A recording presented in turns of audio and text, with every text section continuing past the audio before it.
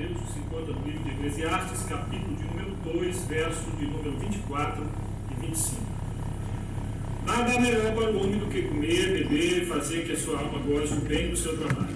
No entanto, vi também que isso vem da mão de Deus, pois separado deste, quem pode comer ou quem pode alegrar-se? Pois separado deste, quem pode comer ou quem pode alegrar-se? Separado deste, quem? Separado de Deus, né? Deus que dá sentido à vida. Na verdade, Salomão estava dizendo que a vida sem Deus não tem sentido. Você pode comer bem, vestir bem, você pode ter do bom e do melhor, mas se você não tiver Deus, essas coisas não fazem sentido, não dá sentido à vida. Salomão foi o homem que viu Deus duas vezes. 1 Reis, capítulo de número 11, versículo de número 9, fala sobre isso no finalzinho do versículo, que Deus lhe apareceu duas vezes. E a primeira vez que Deus apareceu para Salomão foi no momento que ele estava oferecendo um grande sacrifício para Deus. E diz que Deus chega naquela noite e se apresenta para ele, se você pode pedir o que você quiser. E ele é um homem altruísta. Ele pediu para que Deus lhe desse sabedoria para governar o seu povo. Pediu sabedoria e entendimento para julgar o povo de Deus. Deus viu um bom coração. Deus viu uma pessoa altruísta. E a Bíblia diz que Deus ele pode dar muito mais, fazer muito mais, além daquilo que nós pedimos ou pensamos. Aí Deus disse assim: olha, por que você não me pediu riqueza? Está lá em 1 Crônicas 1, versículo de número 11. Você não pediu para mim bens, você não pediu honra, você não pediu a morte dos que te aborrecem, você não pediu para viver muito, não pediu longevidade, você pediu sabedoria para poder julgar o meu povo, sabedoria e conhecimento.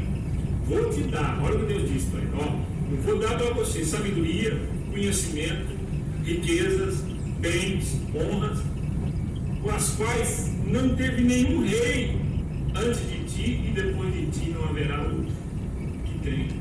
Quer dizer, antes dele, nem o rei teve o que ele teve. Depois dele, vem um outro também. Teve sabedoria mais do que todos os reis. Teve riqueza. O homem era trilionário. O homem tinha de tudo. Ele tinha uma fortuna. De maneira que ele chegou a dizer que ele não privou os seus olhos de nada da sua alma. Quer dizer, ele comprou tudo. E ele, dentro do dinheiro, a Bíblia diz que ele arrumou também, em 1 Reis, capítulo de número 11, versículo 1, ele arrumou, versículo de número 3, 700 mulheres e 300 concubinas. Mulheres que Deus tinha dito para ele não se relacionar com ela. A Bíblia diz que ele se relacionou com mulheres estrangeiras, com moabitas, amonitas, edomitas, sidônias, etéias. Deus disse: se você se relacionar com essas mulheres, elas vão perverter o seu coração. E ele se relacionou com uma. Ele arrumou 700 mulheres e olha, aquela só praia de patrão para ele. Primeiro, não tinha muito dinheiro, muita sabedoria. A Bíblia diz que era uma princesa. Não é aquelas mulheres que você tem que mandar ela cuspir para levantar a cara dela, botar a boca para fora. A mulher parece que cheirou fogo, o nariz ameaçou desmanchar em beijo. Era praia de patrão. 700 mulheres, era muita vaidade. 700 mulheres e 300 concubinas, 1000. Diz o caipira, se ele fosse para carregar com uma por dia, ele tinha que demorar mais de ano para poder repassar por todas elas. E essas mulheres lhe perverteram o coração. Esse homem, depois de velho, ficou sem vergonha. Está lá em 1 Reis, capítulo 11, versículo 4. Que a mulher pode roubar a força do homem. A Bíblia diz que Dalila tirou as forças de um homem cheio do Espírito Santo. O homem mais forte. Um homem que conseguiu matar 1000 com uma queixada de jumento. Para que homem mais cheio do Espírito Santo do que era Sansão? E Dalila, que quer dizer pequena, roubou a sua força, teve uma morte trágica, morreu cedo, uma morte prematura. Você conhece a história de Sansão, né? Agora, esse aqui não tinha uma, esse tinha 1000 mulheres que lhe perverteram o coração, fez com que eles. E Deus tinha avisado. Quando Deus fala, você tem que tomar cuidado, né? O avisado que o mal esse desvio todo para adiante sofre pena. Ele sofreu a pena, porque as mulheres fizeram com ele, depois de velho, que ele seguisse os seus deuses, né? O seu coração não foi fiel para com Deus. A Bíblia diz que ele seguiu Astarote, a deusa dos Sidonitas. Está lá em 1 Reis 11, o verso de número 5, a Milcom, a abominação dos Amonitas, Quemo, a Moloque. Ele ofereceu sacrifício a esses deuses, com certeza ofereceu sacrifício de criança. Quem diria que um homem que quando nasceu, o pai dele disse assim: você vai se chamar Pacífico, você vai se chamar Salomão. Deus, quando ele foi entregue na mão do profeta Natan, Natan disse assim: não, Deus está dando outro nome para ele. Deus me chamou de amado de Jeová. Dias, amado de Jeová. Um amado de Jeová fazendo uma série de besteira. Quantos amados de Jeová? Nós somos amados de Jeová e às vezes a gente faz cada besteira. A gente pega contra Deus, e esse homem fez coisas terríveis diante do Deus que lhe apareceu 2 vezes. 1 Reis 11, versículo de número 9. E ele viveu um tempo separado de Deus. E nessa época, ele procurou preencher esse vazio que só Deus pode preencher, essa lacuna que havia na sua alma, se entregando ao riso. Ele buscou algumas fontes. Eclesiastes capítulo 2, versículo 1. Do riso, ele disse: isso é loucura. Aí da alegria, ele disse: de que me serve? No riso ele não encontrou. Ele falou: vou entrar no vinho. E não era essas querosene que você desdobra, esse álcool que você desdobra, não. Era vinho, bem bom. Viu? Se o cara era o homem mais rico da terra. Ele comprava vinho dos melhores. Falou: vou meter a cara no vinho, que ali eu vou. Isso é passageiro. São coisas efêmeras. Ele não conseguiu alegria, não conseguiu trazer sentido à vida, se entregando ao vinho. Se tornou um grande empreendedor, edifiquei para mim casas, está lá em Eclesiastes capítulo 2, versículo 4. Eu plantei vinhas, eu fiz jardins, pomares para mim, neles plantei árvores frutíferas de toda espécie, eu fiz açude.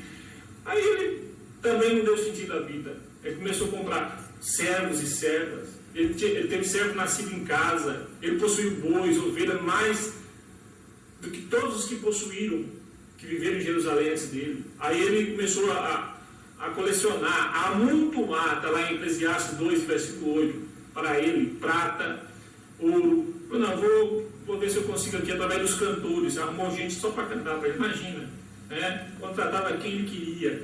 Na música, a música não deu sentido para a vida, o sexo não deu sentido para a vida, as mulheres não deram sentido para a vida, tudo quanto desejou os seus olhos, está lá em Eclesiastes capítulo 2, versículo 10, tudo quanto desejavam os meus olhos, não lhes neguei. Talvez você diz assim: se eu tivesse uma fazenda, eu era como feliz. Se eu tivesse condições para comprar uma caminhonete, sei lá, você tem o seu sonho. Se eu tivesse isso e aquilo, eu era um homem feliz, a vida ia ter sentido. Você pode ter. Esse homem teve tudo que ele desejou. Esse homem teve tudo que ele olhava, disse: eu quero aquilo, ele tinha dinheiro para comprar. E ele viu que a vida não tinha sentido. Nem a comida que ele comia dava sentido. Ele falou: olha, ninguém pode comer, ninguém pode se alegrar separado de Deus. Então o que dá sentido à vida é a presença de Deus. E Simeão foi muito feliz quando ele toma o menino Jesus, um homem que já tinha vivido muito, um ancião. Quando ele toma o menino nos seus braços, ele diz assim: agora o Senhor pode despedir o seu servo em paz. Justo, piedoso, mas não tinha tido um encontro com Jesus. Quando ele toma o menino nos braços, ele diz: agora despede o teu servo em paz, porque já os meus olhos viram a salvação. Quer dizer, Jesus deu sentido para a vida dele. E quando você encontra com Jesus, você não tem nem medo da morte. Você está preparado até para morrer. Não é verdade? Então, meu amigo, o que vai fazer você feliz é a presença de Deus. Jesus disse: sem mim nada podeis fazer. Não adianta você procurar alegria em outras coisas. Tentar ser feliz com mulher, tentar ser feliz na bebida, tentar ser feliz no jogo, tentar ser feliz. Jesus vai dar sentido à sua vida. Você não pode perder a presença dele nem em sonho. Esse dia eu estava meditando no livro de Cantares, falando do relacionamento de Salomão com a Sulamita, e em um dado momento ele bate na porta. Cantares capítulo 5, versículo de número 2, ela mostra um certo indiferentismo, e ele representa Jesus, e a Bíblia diz que, capítulo 5, versículo 2, ela dizia: eu dormia, mas o meu coração velava. Estou dizendo que você não pode perder Deus nem sonho. Eu estava dormindo, mas estava sonhando, meu coração velava. Eu dormia, mas o meu coração velava. Eis a voz do meu amado que está batendo. Abre, minha irmã, querida minha, pomba minha, imaculada minha, porque a minha cabeça está cheia de orvalhos, meus cabelos de gotas da noite. Aí ela disse assim: eu já despi a minha túnica, hei de vestir outra vez, já lavei os meus pés, tornarei a sujá-los. Quer dizer, já coloquei uma roupa de dormir, já estou num jeito aqui, eu vou tornar a vestir roupa para ir lá receber, vou ficar. Demorou. E por ter demorado, o noivo foi embora. Por ter demorado, o esposo saiu. Né? E aí, isso em sonho. Ela resolveu procurar e ele já tinha ido embora.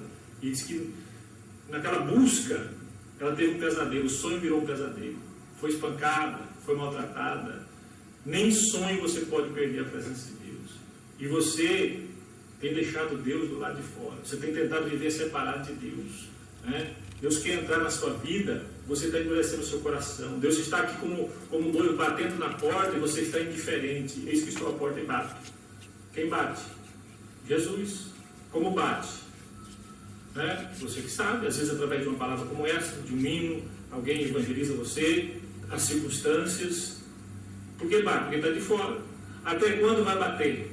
Eu não sei. Eu não sei até quando Deus vai insistir com você. Deus quer entrar na sua vida. Deus quer dar sentido à sua vida. Deus quer proporcionar um banquete. Deus quer trazer alegria.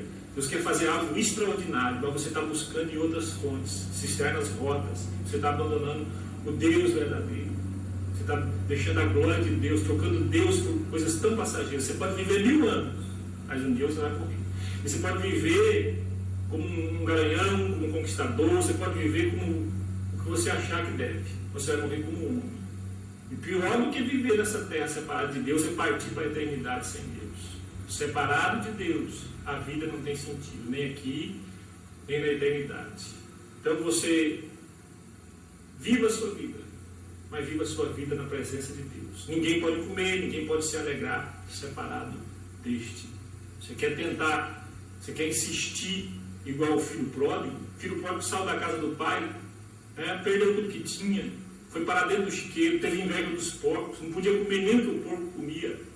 E o sujeito ainda insistiu, porque quando começou a padecer necessidade, podia ter voltado. Falou, não, eu vou tratar de porcos, vou procurar um serviço. Quer dizer, a pessoa quer insistir em tentar levar a vida longe da casa do pai, longe da presença do pai. Quer tentar com seus esforços ser feliz, se realizar. Aí vai perecer. Cai em si, rapaz. Volta para a casa do pai. Volta para a presença de Deus. Não viva separado do pai. Viva na presença dele. É a presença de Deus. Por isso que quando Deus falou para Moisés, eu vou colocar o meu anjo para ir ao seu lado. E olha que o anjo é poderoso, hein?